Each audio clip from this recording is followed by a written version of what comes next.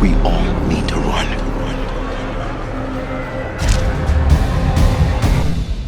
For all of its flaws, the sequel trilogy got one thing right.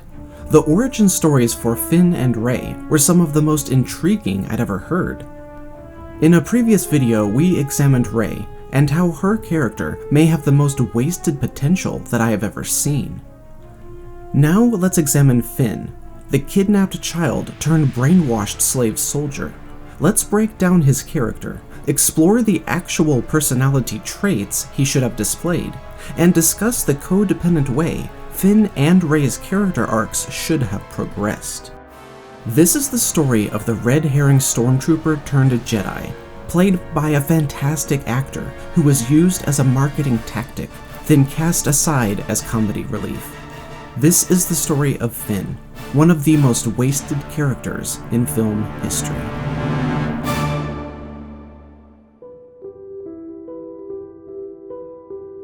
Just like Rey, Finn had a completely inconsistent character arc. He was trained to be a soldier, he remembers nothing of his family, knows nothing but war. He was conditioned to repress his emotions so that he has no trouble killing, and feels nothing when he watches his friends die. Oh, wait, no, that was Winter Soldier I was just describing. But that's basically the character that Finn should have been, trapped in the life of a slave soldier until his friend drug him out.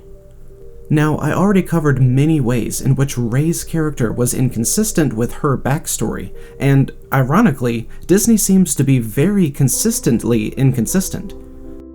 Finn is haunted by death, but only when the plot needs him to be. Finn is so scared he's willing to abandon Rey to possibly be killed by the First Order, only to then do a 180, go on a suicide mission right into the heart of the cult he had finally escaped from. What changed between here and here? The problem boils down to the fact that just like Rey, Finn had an underdeveloped backstory that doesn't translate into his character's personality. Rey grew up on the brink of starvation, socially starved for attention, having to deal with physical and very likely sexual assault. Rey is one of the most tragic characters ever written, but only in her backstory. That backstory needed to be carried forward so that she deals with that emotional baggage throughout the sequel trilogy. And the same goes for Finn. All we know is that he is afraid of the First Order, and all the evidence we have to go on is this single battle. How is a man raised practically from birth to be a soldier such a bad soldier? Now, before anybody starts complaining that I'm overthinking or overanalyzing, let's start off by addressing how important this entire topic is to storycrafting. If you've already seen the Rey analysis, feel free to skip ahead. For everyone else, let's review why backstory is so important. We have been conditioned to accept poor character development, that good storytelling doesn't matter. As long as you were entertained, it was a good film. But a good writer will have thought through the entire backstory of a character, even if none of that story ever comes across on film. Because that backstory is important. That backstory that we never see affects every decision the character will make on screen. Watch this clip.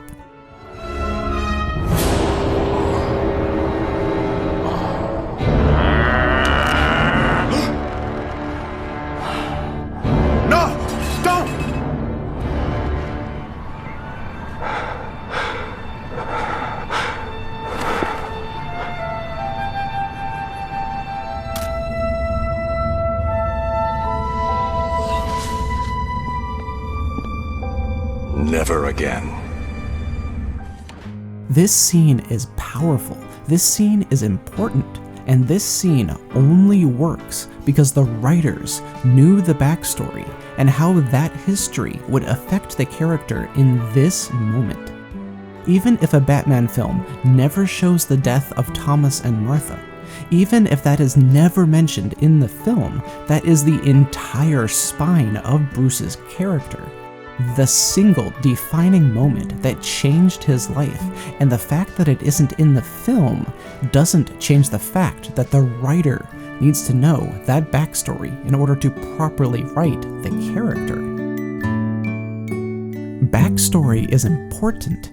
Ned is haunted by the death of his sister and the secret he carries, but the show doesn't reveal that truth for 6 more seasons. How could anybody properly write his character if they didn't know that backstory? She must have been a rare wench to make Lord Eddard Stark forget his honour. He never told me what she looked like. Promise me, Ned. Promise me. Nor will I. In Season 1 of The Witcher, we know next to nothing about Geralt's backstory. He's haunted by something. What he's haunted by is obviously affecting his actions in the show, but we don't actually see what it is. But the writers must know. Is he haunted because a little girl died in front of him? Then the show needs to have him react a certain way whenever he sees a little girl. Is he haunted because his mother abandoned him? Then he needs to react a certain way whenever he speaks to or about a mother. Tom Holland's Spider-Man never actually addresses his parents' or Uncle Ben's death, but it's obvious in his personality that he's desperately needing a father figure in his life. This is what proper character development is. It is something that we don't always see, but it is something that we can always feel.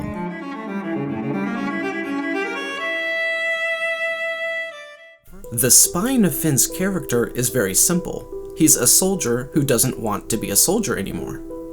The problem is we don't know why. Remember, backstory is important. Backstory defines a character, and the writers never bothered to actually figure out why Finn has the emotions that he has. We don't see him freaking out before the battle. We don't see him struggling his entire life with the idea of killing. This moment is the crucial defining moment of change in Finn's life. Why did it happen? Finn is a soldier who doesn't want to be a soldier, but why? Steve was tired of being a soldier because he had been fighting non-stop for decades and wanted a peaceful life and a loving wife. Bucky didn't want to be a soldier because he had been brainwashed and was never given a chance otherwise. Remember how important backstory is to Batman. Why does he refuse to kill? Why does he refuse to use a gun? Why is he lonely and haunted and emotionally withdrawn? Because of him. Raison d'etre means reason for being, and it's an aspect of character development that every good writer will address. Batman's entire character boils down to the influence of Joe Chill. Superman's entire character boils down to the influence of Martha and Jonathan Kent. Barry Allen became a forensic scientist and a superhero to try to prevent crime, all because his mother was killed and his father was framed. Dalton Kehoe is a professor with degrees in business, sociology, and psychology. I'm currently going through his lecture about effective interpersonal and organizational communications. And this lecture is really eye-opening. There is so much to our personality, to our decision-making and our actions that we never even realize. He talks about schema, the important framework that we develop as children that dictates how we perceive the world for the rest of our lives. And a huge part of this schema, a huge part, in fact, of who we are, is based not off of intelligent thought and rational decision-making, but off of our subconscious minds and our learned physiological reactions. Now, that seems like an off-topic explanation, but it's important to realize how much of our personality is beyond our control, developed early on in life. The most vitally important aspect of Finn is something we'll never see. It's his past. His past is what defines his personality. His personality is what dictates his actions. And Finn's personality is inconsistent. Finn is witty and loving. He loves making jokes. These are personality traits that would have been severely repressed in a society with this level of extremism. The film tries to play off his change of heart occurring after he's traumatized by seeing death, by how evil the First Order really was. Now, forget for a minute the fact that he was literally raised to be a soldier and kill people. Maybe he's a sensitive soul with a gentle heart that never fully embraced the First Order's mentality. If Finn truly hated killing, this is what his character should have been like. This is how a person acts who truly refuses to kill. But that is not who Finn was. He had no problem taking a life. In fact, he had no problem personally killing a member of his squad that he had grown up with. Now, before we dig into my headcanon for what the wasted backstory could have been, I'm curious if we can figure out exactly what Finn's character arc was supposed to have been. This scene is vitally important. This is when Cap goes from being an entertainer to a soldier. This is when Han decides he cares more about his friends than his own life. This is when Bruce decides what kind of man he's going to be. This scene, the why behind Finn's turn, is vitally important for the audience to understand, so that we can identify with him. He's not mortified by war or by killing. In fact, he rather seems to enjoy it. He's not devastated because he lost one of his brothers that he grew up with and loved. In fact, he happily kills them time after time without a second thought. If at this point he's being influenced by the Force, the audience gets no indication. So what in the world was Finn thinking here? I mean, for all of the evidence we're given, he could be freaking out because he just realized he missed 2-for-1 scoop day at Baskin-Robbins. I can tell you in an instant the mindset of every one of these well-written characters. Uncle wants to protect Zuko and enjoy life's simple pleasures. His change of heart came when his son died. Zuko wants his honor and to restore his birthright, and he has a change of heart when he realizes his destiny isn't decided for him. Sokka and Katara have deep desires to help people and do what's right. Aang is tormented by guilt at running away for 100 years. Toph was coddled like a baby her whole life and yearns for true independence. There are entire episodes dedicating to fleshing out each one of these characters so that the audience will understand them. Just think about all the comparisons out there. The story of how Pikachu had a change of heart to go from hating to loving Ash was better told than Finn's change of heart was.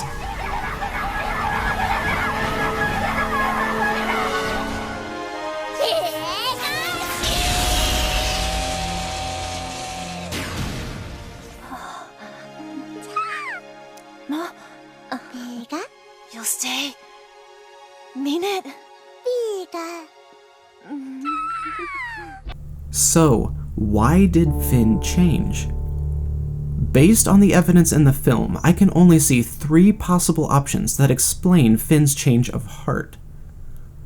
A. This was his first battle, and he had never seen death before.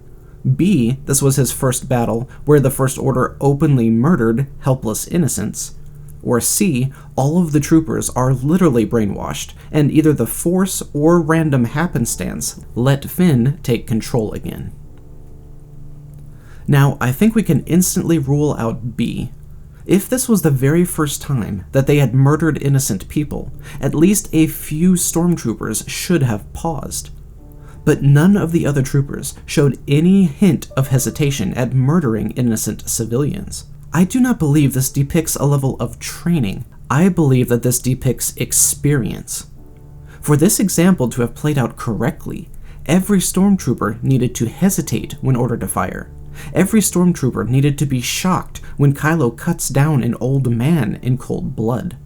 With these very simple changes, the story's spine would have been abundantly clearer. The First Order has now reached a new level of brutality.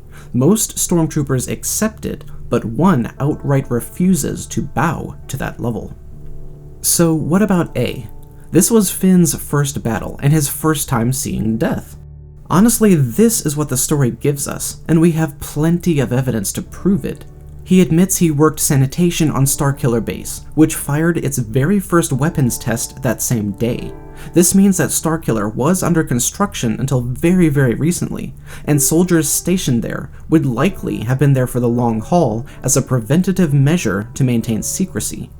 It makes little sense for Finn to have been an elite soldier serving under Phasma herself, and then get transferred to do a 2-week sanitation stint on Starkiller. The more logical transfer is vice versa. Her squad had lost people, so they grabbed the first trooper they saw to fill in her ranks. This perfectly explains Finn's apparent lack of training. He's the only trooper who is completely lost, the only one who has to be guided like a first-day recruit. Everyone else shoots like they were trained to except Finn, because he was a last-minute addition to the squad and had never been trained. He had been cleaning pipes his whole life, never really knowing what the First Order actually was. From this point of view, his panic attack and decision to run away make perfect sense. Now the fear that we see makes sense. Finn's character actually makes a lot of sense to the audience if he's not a real Stormtrooper. And finally, we have C. The Stormtroopers are almost literally brainwashed, and the Force helps Finn escape it. Now yes, that is the story that they shoehorned into The Rise of Skywalker, but there is almost zero evidence in this film to prove that Finn was Force sensitive. Logically, Kylo didn't look at Finn because he sensed the Force in him. We have no evidence of that. Finn was the only Stormtrooper who was standing around like a lost child not doing anything. That's why Kylo looked at him. Finn didn't hear the voices of the dying Hosnian system through the Force. Even the director never said anything to corroborate this theory. There is no solid evidence to support the idea that Finn is Force sensitive in this film, but I believe that is absolutely the storyline that they should have gone with. Let's examine what I believe Finn's backstory should have been, how he actually should have met Rey, and how their relationship should have changed his life forever. Now, when I began writing the script and digging into the research, I believed that Finn should have been very much like Rey, lonely, desperate, feeling trapped in a life he hated. But I've had to backpedal on that description, because based off what we see in the movies, Stormtroopers aren't abused. In general, they seem to be well cared for. It is extremely obvious when you see a soldier who has their basic needs met versus one who doesn't. If we pull up the visual pyramid depicting Maslow's hierarchy of needs, we see in all the areas that Rey was struggling: water, food, proper shelter, physical safety, personal relationships. Rey was struggling with every single basic aspect of human survival. Finn, on the other hand, was extremely well cared for. This is a fundamental flaw in his character that the audience can feel in the back of their minds. Finn never had any reason to hate the First Order. They raised him, fed him, clothed him, taught him. According to the comics, he had friends, they laughed and had fun while working. He would have been indoctrinated since birth, taught that the Jedi were evil, Han was evil, the Rebellion was evil, the New Republic was evil, taught that Palpatine had been noble, trying to unify the galaxy and fix a broken democratic system. In the back of our minds, Finn's reaction to meeting the Resistance fighters makes no sense. Rey, yes, she probably would have heard the legends and idolized these heroes, especially Luke, who was from a desolate desert planet just like she was. But Finn? Wouldn't he have been terrified when Han captured them, having grown up being told propaganda stories about the evil rebellion and their human-eating Wookiee? And what reason would he have ever had for questioning those teachings? Cult members raised from birth rarely question being in a cult. Jedi raised from birth rarely questioned wanting to be Jedi, and soldiers raised from birth rarely questioned wanting to be soldiers. Finn and his fellow Stormtroopers were kidnapped at such a young age, they don't even remember their lives outside the First Order. That makes them no different than the clones who were bred for war. From their perspective, it's literally what they were born to do. He has no memory of the outside world, he only knows what the First Order taught him. So why did Finn change? I explained in the last video how Rey's personality doesn't make sense given her harsh backstory, and how the audience can feel this in the back of our minds. But it's not just her, the spine of Finn's character is broken as well. According to the film, Finn is a defecting soldier, desperate to disappear from the First Order's control. Except he doesn't act like a man on the run with a bounty on his head. His dialogue says he's terrified of the First Order, but he doesn't act like he is. So if they really wanted to go with this storyline, how should Finn have acted? Finn first sees Rey when she takes BB-8 to the market, only she's intending to sell him because she's not an idiot child who cares more about a robot than starving to death. Then she gets attacked and Finn helps protect her because he wants BB-8 for himself. Why? Because Finn is a defecting soldier. Traitor! Traitor! Throughout history, what has been done to soldiers who ran away? Tell him we found our spy. The second he ran away, Finn had a permanent target on his back. He was a marked man. Did these look like the kind of guys who would let one of their soldiers defect? Or would they put out a bounty on defectors and publicly execute any traitors so their soldiers know the cost of disobedience?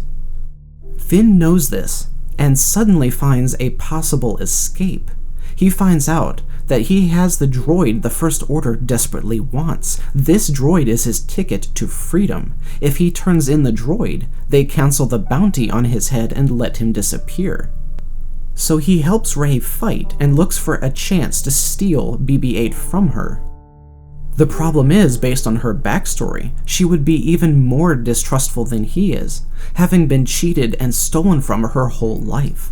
She also finds out how much BB-8 is worth, and also wants to sell him.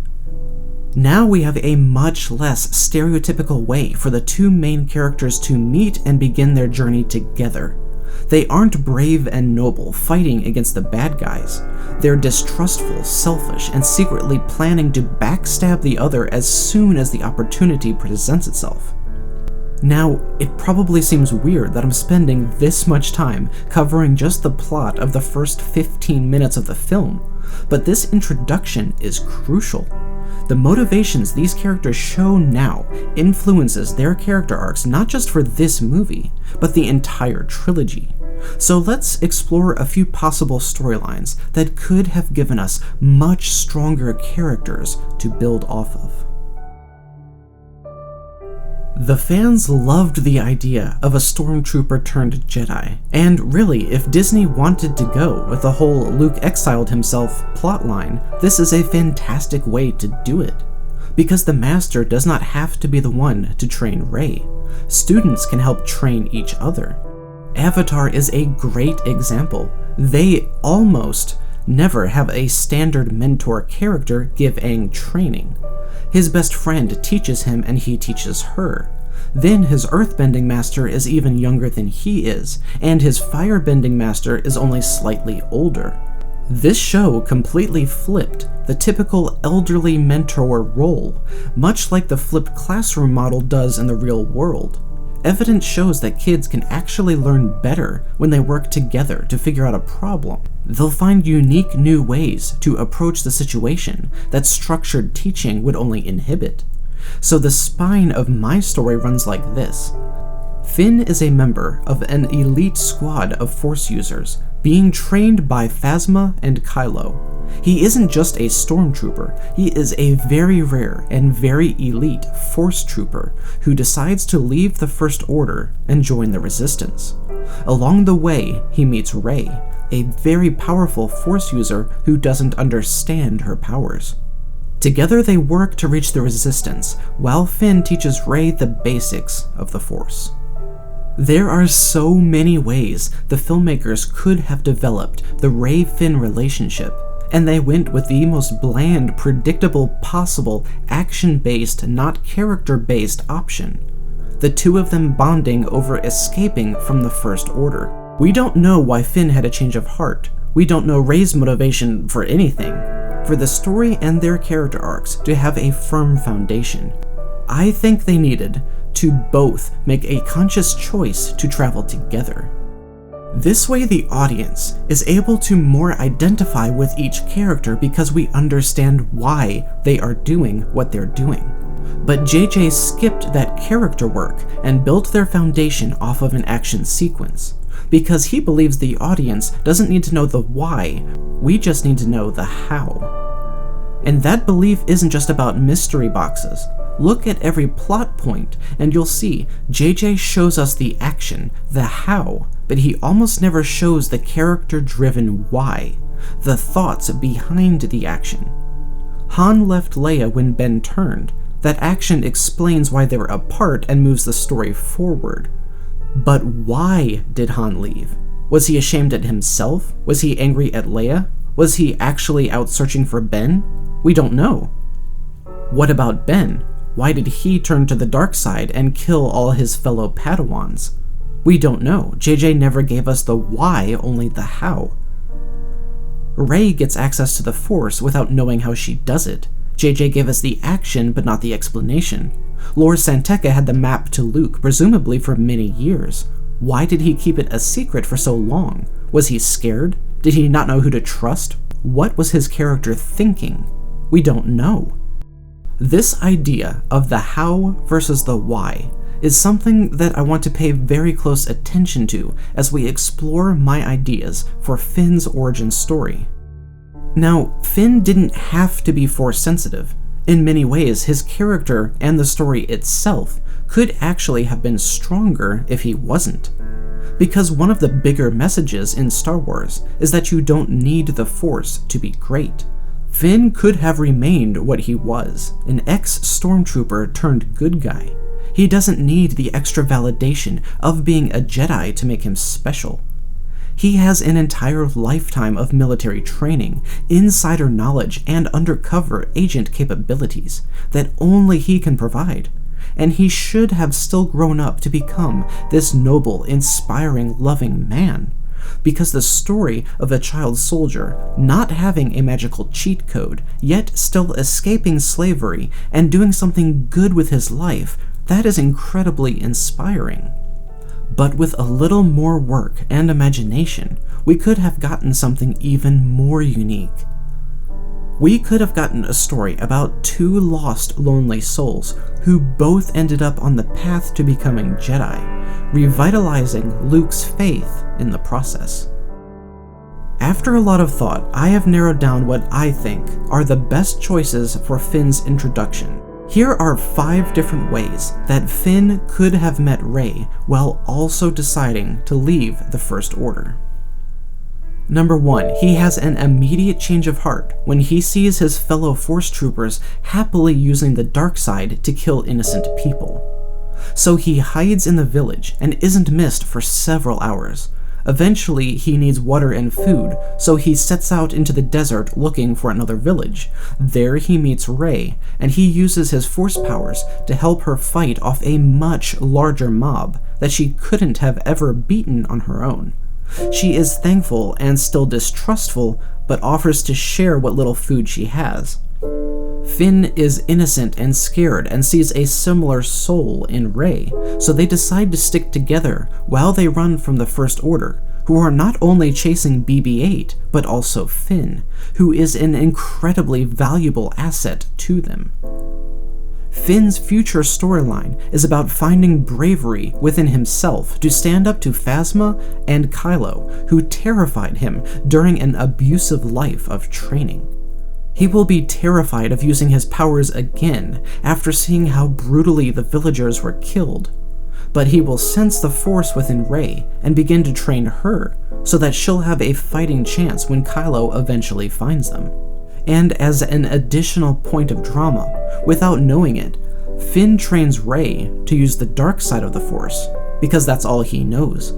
At the end of The Force Awakens, both he and Rey go to find Luke, and Luke sees the further consequences of his running away, because without the Jedi, there was no one there to guide these Padawans to the light.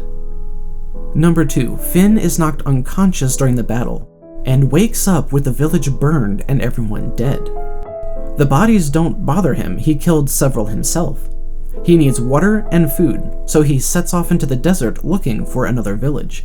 He meets Rey, recognizes BB-8, and spends the next hour trying to trick, buy, or steal BB-8 away from her, thinking he can restore his honor lost by being so easily bested in his first battle. In this version, Finn stays evil until he falls in love with Rey, and it was that love and nothing else that made him want to leave the First Order. Number 3. Poe manages to escape and steal a shuttle all on his own. Finn is the trooper who flies after him and shoots Poe down, but Finn crash lands as well. Finn goes looking for a town, meets Rey, recognizes BB-8, and sneakily decides to befriend her until he can steal the droid. In this version, we could go with a plot that Finn stays evil until he meets Han and Leia, and begins to learn about the galaxy, slowly realizing that the First Order is a cult who has brainwashed him. In this version, let's say there is no romantic interest between Rey and Finn, just a pure platonic agape love between friends who are both finally learning what freedom and hope feel like. Number 4, since this was the ForceTroopers' first real test, let's say that Phasma and Kylo didn't go down to Jakku, as they wanted to observe how their students reacted to being unsupervised for the first time. Their commanding student is merciless, and Finn is horrified at seeing the brutality that was expected of him. The ForceTroopers successfully captured Poe and Lor San Tekka, and brought them back to the destroyer for interrogation. Finn is still shaken and volunteers to be Poe's assigned personal guard. Finn talks with Poe, while Kylo tortures Lor, and gets information about BB-8. Finn decides he doesn't want to live this life, and agrees to help Poe escape, in exchange for getting Finn to safety in the Outer Rim. Poe makes the tough decision to sacrifice Lor to Kylo, knowing that the map to Luke is more important. Like the film, they steal a shuttle and get shot down, crash landing on the planet. For yet another option, this time Finn and Poe both meet Rey, and they bribe her with a promise of a lifetime of food if she helps get them and BB-8 off the planet. Poe does the flying, and Finn and Rey both man the guns. Now the audience knows the why for every character's origin. Number 5. For this final story variation, Finn is still evil when he meets Rey. He was either knocked unconscious or stranded and is trying to make his way back to the First Order. He meets Rey and recognizes the droid, and tries to bribe her for it with a promise that the First Order will pay handsomely. The Stormtroopers arrive and see FN-2187 appearing to collaborate with a Resistance fighter who has the droid they're looking for. Rey attacks the Stormtroopers, who shoot back, forcing Finn to run away with Rey and BB-8. Phasma is monitoring a live camera feed, and assumes that Finn has turned traitor, immediately issuing a command to shoot him on sight. After they manage to escape, Finn has a complete mental breakdown, his entire world collapsing. The woman who had raised him and the brothers he had trained with had just remorselessly tried to kill him. Rey has dealt with loneliness and abandonment her whole life, and she helps Finn overcome his grief. And together, they wind up fighting for the Resistance, not because it's the right thing to do, but because they know that defeating the First Order is the only hope they have in finding true freedom. Now, in the Rey analysis, I never really delved into the topic of Rey leaving Jakku, and what could have actually persuaded her to do so. Now, we'll have to speculate here, because Rey leaving in the film was entirely out of character. Her first reaction to being shot at was to go find a spaceship and fly off into space, something she had never ever done before. Her speeder bike was right there. She could have very easily run to that instead and gone to hide in her home, which, given the regressed personality we see her display, her running to hide would have actually made a lot more sense. This was another instance of JJ giving us the how, but not the why. Rey needed to get off planet so she could meet Han and the story could progress, but the character herself never actually made any decisions. She's never been off planet, never flown this ship. Why would the character decide to risk her life like this? You'll notice several times in my 5 story examples, I mentioned Finn bribing her with food. And the best explanation I have comes from talking about this subject with a friend who has done a lot of work out of the country. He said, "I don't think people realize how easy it is to control another human being with food. I cannot tell you the amount of extra work and loyalty I could get out of the kids I'd have as stagehands in Latin America by giving them a bag of Skittles, or one of those tiny peanut butter chocolate chip granola bars. Even a cigarette and a Sprite could motivate kids that were physically exhausted to find a new gear of overdrive to get them through the day. But even then, I didn't trust them not to steal from my work box or my backpack. The few times it did happen, they didn't take anything major from me, and I really wasn't that upset. They're struggling to survive, and it's become part of their nature to find every way they think they can get away with to survive." They made it an obvious plot point that Rey was always hungry. Finn needed to have bribed Rey with food. It would have tied in her backstory, shown that he understood what drove her, and helped bring one of her biggest sources of pain to the forefront of discussion. In my analysis of Rey, I pointed out that being abandoned at such a young age was the single biggest defining aspect of Rey's character development. What was Finn's? He's a bit different to analyze. He was kidnapped too young to remember his parents. I was taken from a family I'll never know. Rey spent her life waiting and hoping for her family to return, but Finn has no attachment to anyone outside the First Order. So what is Finn's defining character change?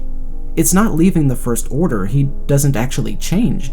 He's still a killer, he's still taking orders, and he's still fighting in wars.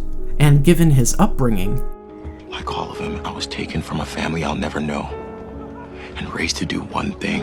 He doesn't care about good versus evil, so why would he join the Resistance? There is one single defining moment of Finn's life that changes everything, and it's this: falling in love with Rey.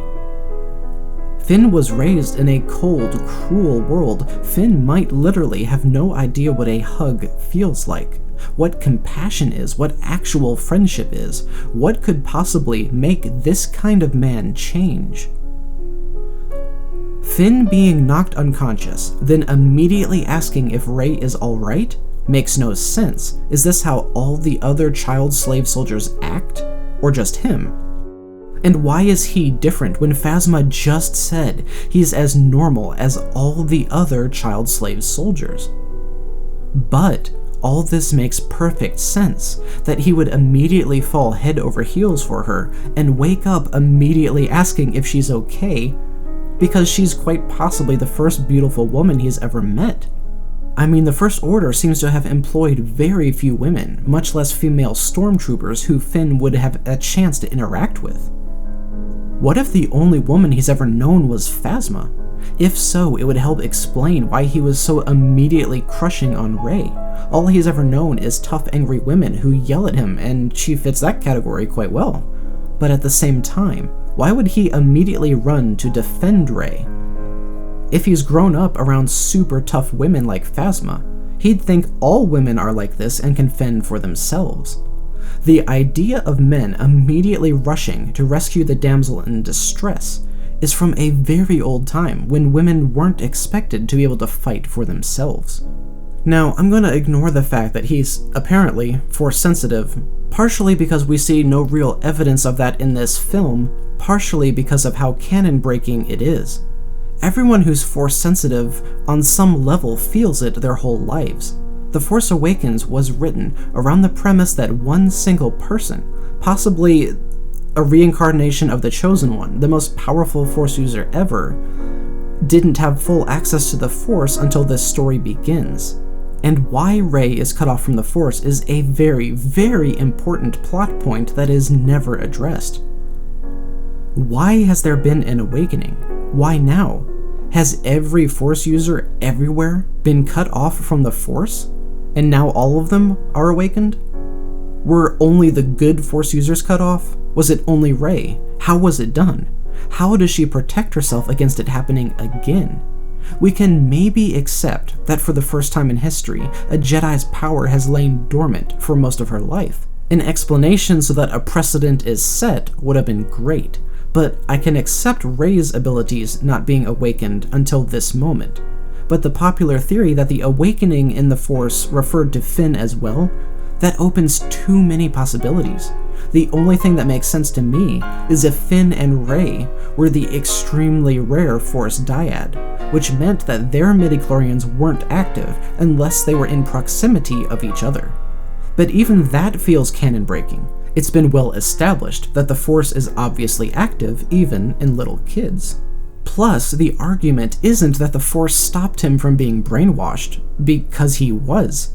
He did everything his comrades did. He did the same training. He was completely compliant with his brainwashing for 20 years until this moment. So the idea is that the Force awakened in him and made him develop a conscience? First Order soldiers weren't brainwashed out of having emotions. We see anger, pride, even love towards their cause. There are a plethora of better examples we could look at to see indoctrinated, brainwashed soldiers, every single one of whom sold the idea in a better fashion than The Force Awakens gave us. Now, this seems to be a good time to bring up a topic that I absolutely should have included in Rey's analysis as well: nature versus nurture. There are many people who see no problem with the happy, well-adjusted adults these characters grew up to be. These people say it makes sense that some thrive even through tough childhoods to be happy, well-adjusted adults. This is an argument of nature versus nurture. Some people believe that it doesn't matter what evil befalls a person. If they are born inherently good, nothing the world throws at them matters. And yes, I absolutely believe that you are born with certain traits. My brother and I are only 2 years apart. We grew up together as best friends, watched the same TV shows, played the same games, yet we developed very different personalities. He is far more energetic and sociable. I'm quiet and reserved and extremely competitive. I somehow was born with a tenacious competitive streak that he doesn't have, even though current research says that as the younger sibling, he should have been the one with a competitive side. Raised in similar situations, some kids are shown to have been born stubborn. They won't listen no matter what. Some kids are born loving. They'll instinctively care about others. And yes, some kids always manage to find the good in life, even when everything is going wrong. So yes, it's possible that both Rey and Finn could have grown up to be happy in the midst of their trauma, but at the very least, we must admit that both of them turning out to be well-adjusted adults is extremely unlikely, just as unlikely as Finn developing and then recovering from PTSD all within 10 minutes. And this brings us to an interesting point. Should Finn and Rey have equal symptoms of their trauma? Based off of what we've discussed, Finn would have had some major issues adapting to normal life outside the First Order, but he would have been relatively fine compared with Rey. And this disparity in their personalities would have caused a huge power imbalance, at least to the viewer, because we shouldn't allow ourselves to gloss over the gender politics. As infuriating as the topic can be, it's important for a writer to consider how the genders are being portrayed, what underlying message could be interpreted. And even though I dislike nearly everything they did with Rey, I wholeheartedly agree that having a lead female Jedi is a good message for audiences to receive. But since men are almost always portrayed as superior to women in survival situations, and since Finn was far less traumatized, this story would have played out as the noble, strong man helping the weak woman. Now, as I've said, the story I believe they should have gone with was that both Finn and Rey were equally damaged and they needed to lean on each other. The man is not superior, angering viewers with another misogynist character, and the woman is not unrealistically perfect just to shoehorn in a feminist icon. Obviously, every story shouldn't have to worry about tiptoeing around their genders in this fashion. But this film was written to have two main characters. Their backstories and character arcs need to play off one another perfectly, or one will appear weaker than the other. Now, speaking of their past trauma, let's explore Finn's life a bit, and see if we can pinpoint exactly what being a kidnapped child soldier did to him long term. And remember from my previous video, all of my claims for Rey's actual character arc are easily backed up by real-world examples and scientific studies. And Finn is no different. There are literal, real-world kidnapped child soldiers who have been freed and had to readjust to society. These kids have told their stories about what it was like growing up in these armies, and their descriptions are so different from what we are given in Finn's character.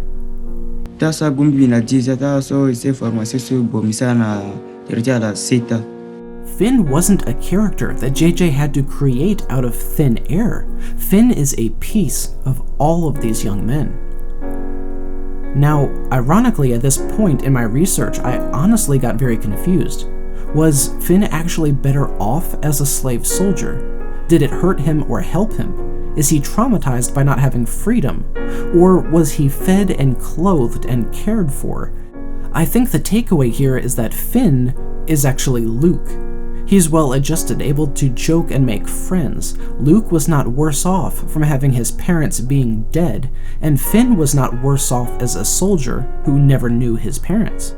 I approached this character analysis assuming Finn was traumatized, but I don't think he was. Let's compare all of the points of trauma I covered with Rey and see how they apply to Finn.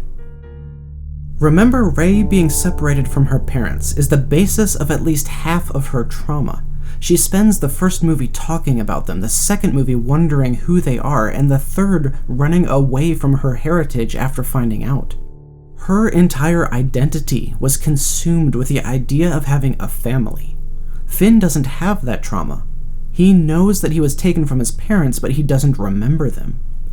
He grew up an orphan, and it's all he's ever known. And he likely saw very few happy family units while he was with the First Order. So it's not even like he would be mourning not having a family.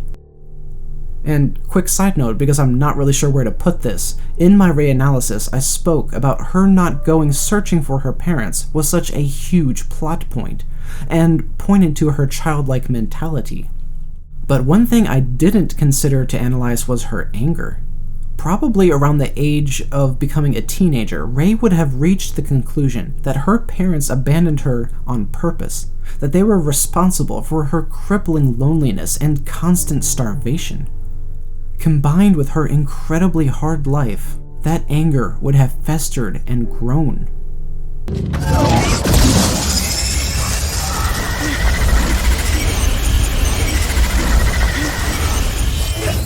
I think it's highly likely that growing up in these conditions, Rey would never have gone looking for her parents, because she was deeply, irrevocably furious with them for abandoning her. And actually, Finn could easily have developed the same mentality towards the New Republic. The First Order spent years kidnapping and raising child soldiers, with the New Republic doing absolutely nothing to stop them. This knowledge could have made Finn hate the New Republic. He would probably be some sort of libertarian, thinking all organized governments were evil and couldn't be trusted. Anyways, that brings us to food. Rey's daily struggle to fight off starvation was another huge part of her character that Finn does not share. Yes, in third world countries, their kidnapped child soldiers would report frequently having little to nothing to eat, but this is a highly funded, well-orchestrated machine, running on scientific data that would know the value of proper nutrition. Would they really risk having a soldier crash a billion-dollar ship just because his blood sugar was low and he got lightheaded? Finn absolutely had the exact amount of food he needed, down to the calorie. He likely had never once in his entire life known actual hunger, a gnawing feeling that Rey had never lived without. Based on the research I did, I would rank Rey's social isolation as the single biggest source of her trauma, even greater than her parents abandoning her. Because guess what? Luke was, in a sense, abandoned by his parents too.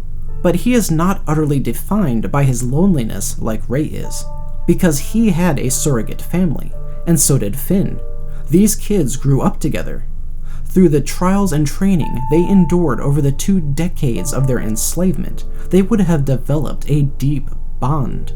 Many brothers-in-arms who worked, lived, laughed, bled together, Finn would have never once known the crushing loneliness that tormented Rey's dreams. In the Rey video, I went over the 11 different pieces of evidence we have that may show Rey has regressed to a childlike mentality as a coping mechanism in dealing with her trauma. And we do see a bit of that with Finn as well. Some examples of dialogue that are a bit more towards the childish side. The problem is Finn doesn't really have any childhood trauma to need regressing from, at least from what we can infer from the movie. Now, whether or not Rey was ever actually raped, the odds of her being sexually assaulted in this environment are extremely high. These attacks would have ingrained in her an extreme fight-or-flight response, which helps explain many of her unusually aggressive reactions. As for Finn, it's actually more common than you'd expect in the military. According to this article, about 10,000 men per year are sexually assaulted. But considering the odds of a woman being sexually assaulted is 1 in 4, by comparison it's a safe bet to assume that the average male soldier has not been targeted. So this is another aspect of Rey's trauma that Finn would not share. His only real issue is that he doesn't have any clue how to function in life outside the military, because this is all he's ever known. He's 23 in the film. He spent his entire life with the First Order. And just because they were kidnapped and indoctrinated, that doesn't mean they were abused. These guys were all babies when they were kidnapped. They didn't need to have their spirits broken so they would do what they were told. That's why they were kidnapped so young. They probably aren't beaten and starved. They probably have their own bed, clean clothes. They have a parental command structure that keeps them emotionally grounded. Finn being raised in these conditions would have no reason to fear the First Order as much as he does. They kill their enemies, but Finn is a trooper like them.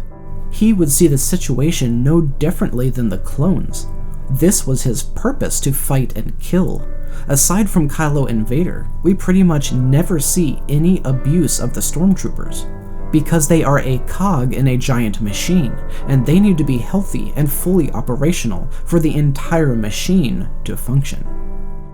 Yes, Finn was kidnapped as a child and raised as a soldier, but that backstory did not hurt him physically or emotionally. His change would have been completely a mental thing, realizing that he doesn't want to be a cog in that machine, even though from his perspective, that machine had always taken care of him.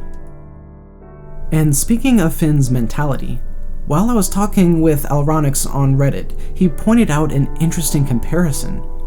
Rey had spent her life abandoned and alone, thinking she's worthless and not worth loving. She needed to be part of a group that respected and loved her. Finn, on the other hand, had always been part of a group and at the center of violent action, and would have probably been happy mopping floors in some backwater cantina if it meant no more war, no more watching people die, no more constant terror that he's going to die.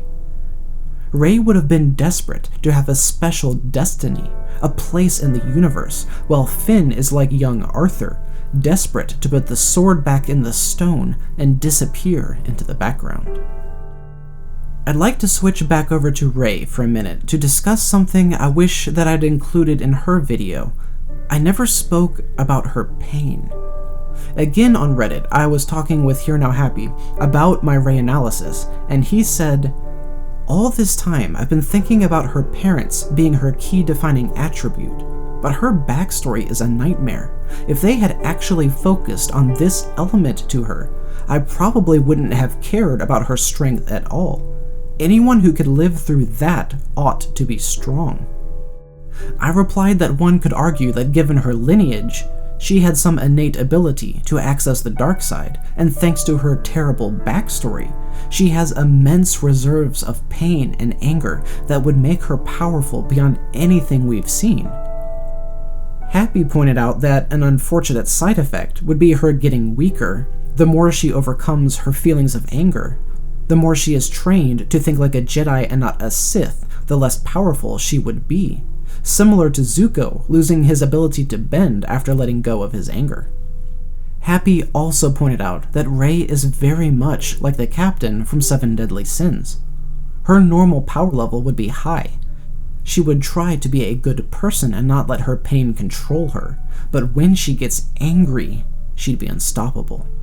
And honestly, this explanation is perfect to explain so much about Rey. Her extremely tragic backstory, combined with an inherited high midichlorian count, is the perfect explanation for why she is immediately so strong with the Force. Her anger and pain fed the dark side, and the more anger you have, the stronger you are. This is why in the books, Sith apprentices are borderline abused physically and mentally, not just to harden them, but so that they'll have a source of pain to draw from. And Rey had more pain than anyone we've ever met. And while we're on the topic of the Force, let's jump back to Finn. When the first trailers came out, we were hit with a really big bait and switch. A Stormtrooper defects and becomes a Jedi? That's a really interesting idea.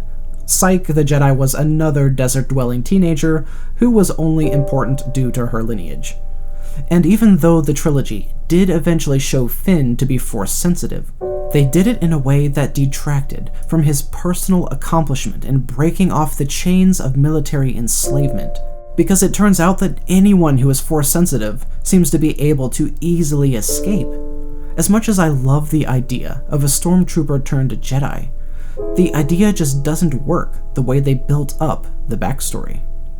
Because love them or hate them, midichlorians exist, and they can easily test someone's connection with the Force from a very early age. The First Order has detailed decades worth of data on each soldier. Each and every abnormal action was recorded. No prior signs of nonconformity. This was his first offense. They would absolutely know that all of these soldiers who are defecting were kids who originally tested to have high midichlorian count. Because Force users are some of the greatest warriors in the galaxy, and of course, militaries would test for that trait. Maybe you hate the idea of midichlorians, maybe you despise the idea that the mystical Force can be scientifically qualified and quantified by a simple blood test. But we can't ignore this is canon, and the First Order is obviously very scientifically minded in their data tracking.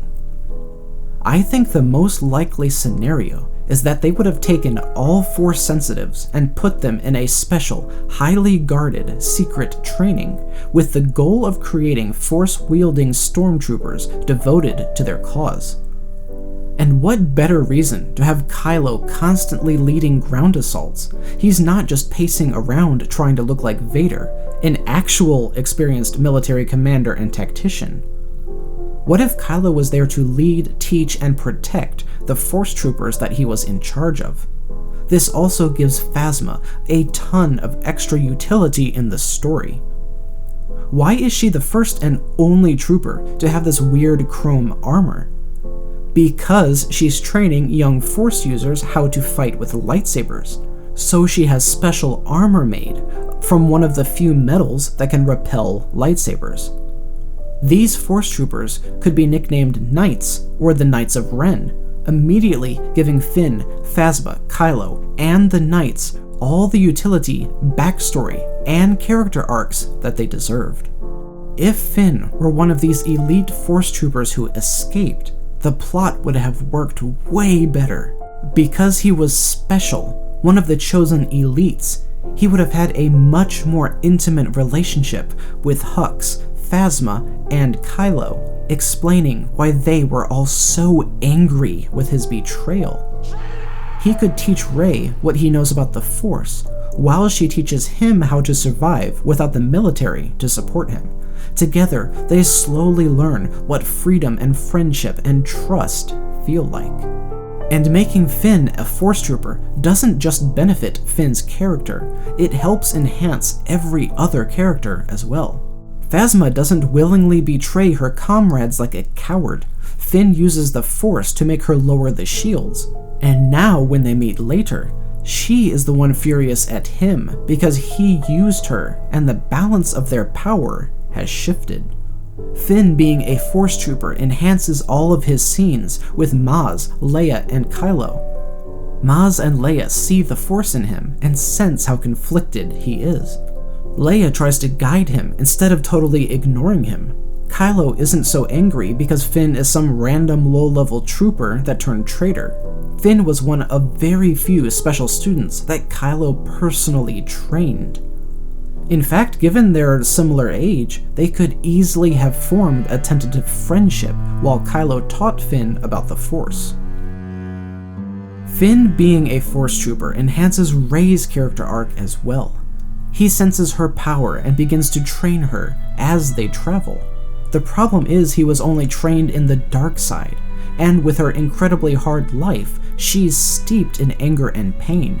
So she latches onto that dark side more naturally than any classmate Finn had ever had. Rey's pain gives her power so much that it even scares Finn and Kylo. When Kylo senses this power, it's part of the reason that he's so drawn to her, just like we saw other Sith drawn to powerful people that they wanted to train. And now we get to see something that the films have never shown us. Two students of the dark side who know that they're on the wrong path seek out the last Jedi Master, someone to train them properly and save them from the darkness. But none of that works without established backstory. No matter how many small hints there might be, Finn is not Force sensitive, because midichlorian tests take seconds to run, and the First Order would have been aware. At best, he would have been closely watched for any hint of non-compliance, and at worst, he would have had his abilities exploited. Possibly the single aspect of these characters that I regret the most is the wasted opportunity in seeing their redemption stories. Rey has one of the most tragic backstories in film history, and Finn was a kidnapped slave soldier who never knew his family. We could have gotten an entire trilogy of slow character development that cemented these inspirational characters forever. By the end of The Force Awakens, they would have tentatively trusted one another, but still not known true trust and love. By the end of The Last Jedi, they would have started to feel complete, as they now had spent 2 movies working together through their combined issues of abandonment. In Rise of Skywalker, they would be married and whole. We would see moments of weakness, but every day, their love would push the trauma of their past just a little further away. Having traumatized characters work through that trauma on screen would have been brilliant. It's the exact reverse path that Anakin traveled. His story showed how a good man became evil. Their story would show how evil people can become good. The sequel trilogy could have been a perfect rhyme to the prequels. With the backstory they chose, Finn should have remained what he was, an ex-Stormtrooper turned good guy. He doesn't need the extra validation of being a Jedi to make him special. He has an entire lifetime of military training, insider knowledge, and undercover agent capabilities that only he can provide. And he should still have grown to become this noble, inspiring, loving man. Because the story of a child soldier escaping slavery and doing something good with his life is incredibly inspiring. Disney should never have used Finn as a red herring and promotional tactic, and John is worth far more than the material he was given to work with. And with just a little more work and imagination in developing Finn and Rey's backstory, we could have gotten something incredibly unique. We could have gotten a story about two lost, lonely souls who lean on each other to overcome a lifetime of trauma, as both end up on the path to becoming Jedi, and in the process, they help bring Luke out of his seclusion, restoring his faith in the Jedi Order. We could have gotten a realistic sci-fi story about the dangers of extreme isolation, abuse, and how dangerous the trauma of loneliness can be. Please say hello to me.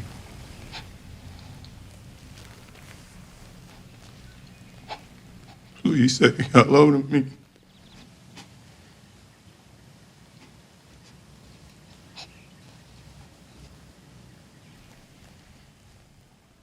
We could have seen a very unique story, where two characters who are lost on their own overcome that traumatic past to build a meaningful life together.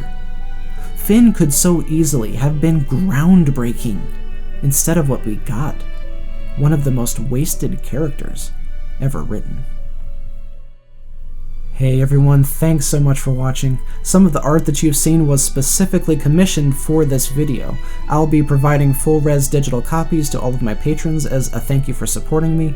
Please help spread the word about this channel so that we can grow. The more money I make, the more I'll be able to pour back into making content for you guys. Thanks for watching, my friends, and I'll see you next time.